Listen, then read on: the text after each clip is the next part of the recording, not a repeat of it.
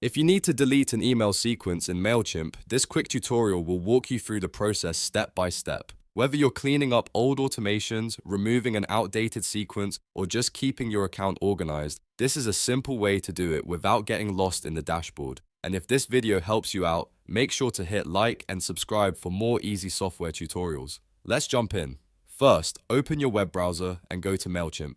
Once the site loads, sign in using your account credentials. Make sure you're logging into the correct MailChimp account, especially if you manage more than one brand or workspace. After you sign in, you'll land on the main dashboard. From the left-hand navigation menu, look for the automation section and click it. This is where MailChimp keeps your automated email sequences, workflows, and related tools. If you don't see it right away, take a moment to scan the sidebar carefully because the menu can sometimes shift depending on your account setup. Now you'll see a list of automations in your account. Browse through the list and find the email sequence you want to delete. If you have several automations running, you may need to scroll a bit to locate the correct one. Double check the name before deleting anything, because once you remove an automation, you don't want to accidentally delete the wrong sequence. When you find the automation you want to remove, click the drop-down menu next to it. This opens the management options for that specific sequence. In this menu, MailChimp gives you different actions you can take, so be sure you're selecting the correct one.